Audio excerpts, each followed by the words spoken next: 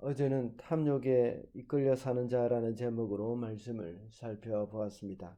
탐욕에 이끌려 사는 사람은 자기 욕심을 채우는데 삶의 목적이 있다고 했습니다.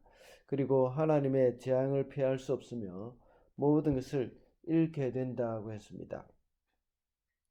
오늘 본문에서는 이스라엘 백성들이 종교적인 완악함과 이렇게 이웃에 대한 악행을 저지르는 것에 대한 책망을 하고 있습니다. 종교적인 완악함이란 것은 6절과 7절 말씀에서 나타나는데 앞서 예언한 이 미가 선지자의 예언을 부정하는 그런 말이었습니다. 어제 우리가 살펴본 대로 탐욕에 빠져 있는 이스라엘의 완악함에 대한 하나님의 심판을 예언한 것을 살펴봤는데 그것에 대한 이스라엘 백성들의 반응이었습니다. 그들의 예언자, 거짓 예언자들을 이야기하는 것이죠.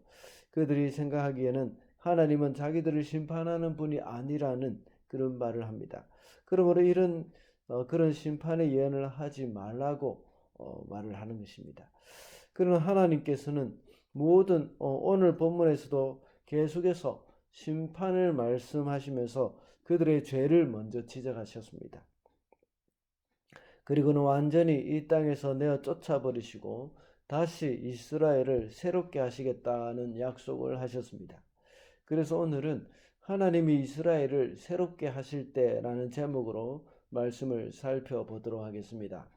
첫째로 하나님은 이 타락한 백성들, 타락한 이스라엘을 새롭게 하십니다. 6절과 9절 말씀입니다. 그들의 예언자들이 말한다. 너희는 우리에게 예언하지 말아라. 이 모든 재앙을 두고 예언하지 말아라. 하나님이 우리를 망신시키실 리가 없다. 9절입니다. 너희는 내 백성의 아내들을 그 정든 집에서 쫓아냈고 그들의 자녀들에게서 내가 준 복을 너희가 영영 빼앗아 버렸다. 오늘 본문의 6절에서부터 9절까지는 이스라엘의 타락에 대해서 말씀하고 있습니다. 그 중에 6절과 7절은 종교적인 타락에 대해서 말씀을 하고 있는 것입니다.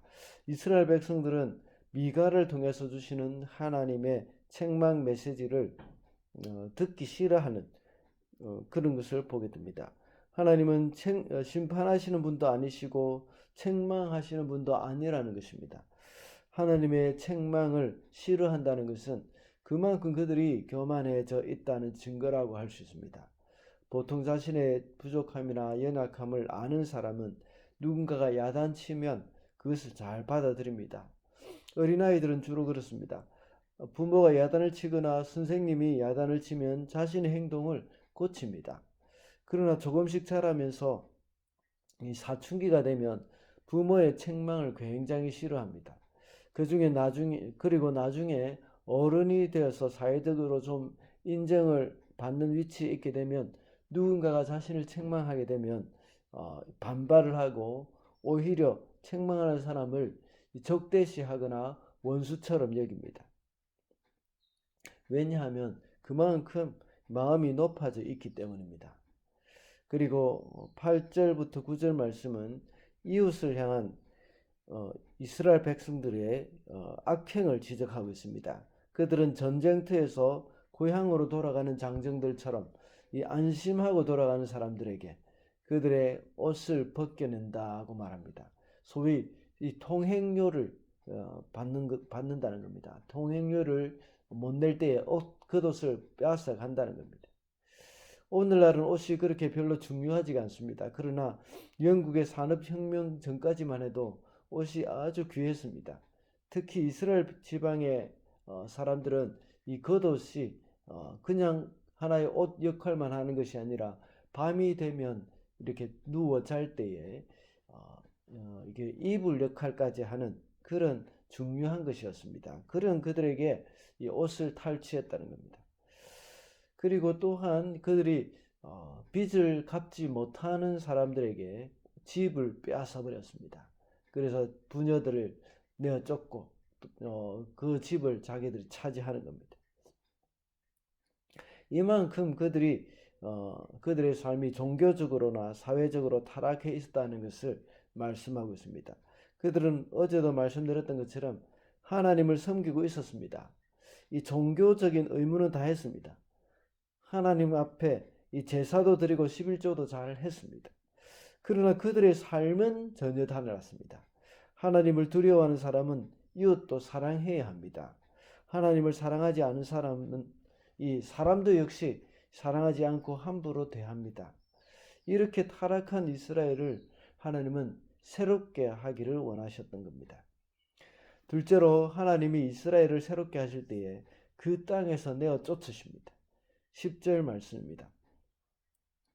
썩 물러가거라. 너희는 여기는 너희의 안식처가 아니다. 이곳은 더러워졌고 끔찍할 멸망을 당할 수밖에 없다. 하나님은 타락한 이스라엘을 약속의 땅에서 내어 쫓으셨습니다. 타락한 그들 때문에 그 땅이 더러워졌기 때문입니다. 하나님을 두려워하지 않고 사람을 무시하고 함부로 대하는 그들은 더 이상 이 땅에 살 자격이 없다는 것입니다. 그래서 하나님은 이 북이스라엘을 멸망시키시고 다시 흩어버렸습니다. 그리고 약 160년 후에 유다도 역시 멸망시켜버렸고 예루살렘을 완전히 회파시켜버렸습니다. 그리고 나서 유다 사람들은 모두 바벨론으로 옮겨버렸습니다. 하나님께서 촛대를 옮기셨던 것입니다. 계시록에 보면 무서운 말이 나옵니다. 이 아주 무서운 말인데 에베소 교회를 향해서 처음 사랑을 버렸다고 하셨습니다. 그리고 처음 사랑을 회복하지 않으면 촛대를 옮겨버리겠다고 하셨습니다. 이 말은 이 사랑이 없는 교회는 존재 가치가 없다는 것입니다. 하나님께서는 타락한 이스라엘을 새롭게 하기 위해서 그 땅에서 내어 쫓으셨습니다. 예루살렘이 그냥 멸망한 것이 아니라 교회를 새롭게 하시기 위해서 하나님께서 멸망시키셨던 것입니다. 하나님의 백성이 하나님을 사랑하지 않고 이웃을 사랑하지 않는다면 교회로서의 그 정체성이 없는 것입니다. 교회가 교회답다고 할 때에 그것은 사랑이 있기 때문입니다. 그래서 예수님께서 요한복음 13장 35절에서 말씀하셨던 것처럼 너희가 서로 사랑하면 이로써 모든 사람이 너희가 내 제자인 줄 알리라 하고 말씀하셨습니다.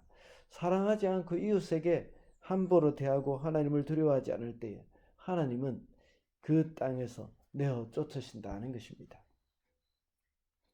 마지막으로 하나님이 이스라엘을 새롭게 하실 때 길을 여는 자를 보내십니다. 13절입니다. 길을 여는 자가 그들 앞서 올라가고 그들은 성문들을 부수고 바깥으로 나갈 것이다. 그들의 왕이 앞장서서 걸어가며 나 주가 선두에 서서 그들을 인도할 것이다. 하나님은 이스라엘을 흩으셨다가 12절에서는 다시 모으신다고 말씀합니다. 그리고 길을 여는 자가 그들 앞서 올라간다고 했습니다. 앞서 대적의 성문을 부술 것이라고 했습니다. 그리고 밖으로 나갈 것이라고 했습니다. 이 말은 이스라엘이 죄로 사로잡혀서 갇혀 있는 그런 자들과 같다는 의미입니다. 모두가 죄에 사로잡혀서 죄의 노예가 되어 있는 상황입니다. 그 누구도 그 상황에서 벗어날 수 있는 사람이 없습니다. 그러나 메시아가 이 땅에 오셔서 그 죄의 사슬을 끊어 주실 것이라는 것을 말씀하는 겁니다. 이 예언이 있은 지 약 700년 후에 예수께서 길을 여는 자가 되셔서 죄의 노예로 있는 모든 하나님의 백성을 구해 주기 위해서 오셨습니다. 우리 예수님께서 오신 것은 이스라엘을 새롭게 하기 위하여서 오셨던 겁니다. 그래서 죄의 노예로 살면서 고통 가운데 있는 하나님의 백성을 인도하셨습니다. 이제 하나님의 백성들이 해야 할 일은 이 길을 여는 자이신 예수님을 진심으로 따라가면 되는 것입니다. 지금까지 권력을 가진 자들이 약한 자들을 착취하며 빼앗았지만 이제 메시아가 오셔서 이 참된 목자가 되어 주셨기 때문에 이제 우리는 주님만 따라가면 우리의 목자 되신 주님만 따라가면 되는 겁니다. 이제 우리는 그분의 양입니다. 양은 목자를 믿고 하루하루 살아가면 되는 것입니다. 길을 여는 자이신 예수님은 우리를 위해서 길을 활짝 여셨습니다. 이제 하나님께 나아가는 길이 열려서 주님과의 그런 깊은 교제의 즐거움을 누리며 따라가면 되는 것입니다. 지금까지 하나님과의 교제가 멀어졌다면 다시 회복하시기 바랍니다. 종교적인 행위로 하나님께 나아갔다면 이제 하나님과의 진실한 교제, 친밀함을 통해서 하나님을 사랑하고 이웃을 사랑하며 살아가야 하겠습니다. 우리는 약하고 때로는 침체되어서 나 스스로의 모습을 보면서 또 낙심이 되고 우울해질 때가 많지만 언제든지 주님만 부르면 됩니다.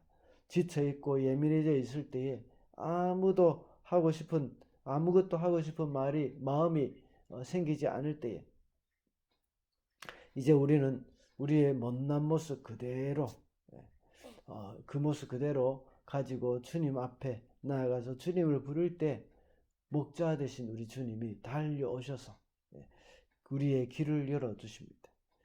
죄에 갇혀서 자기 연면에 갇혀있는 그런 아무것도 할 수 없는 그런 우리들을 찾아오셔서 대적의 문을 부수고 우리를 그 바깥으로 인도해 주실 것입니다.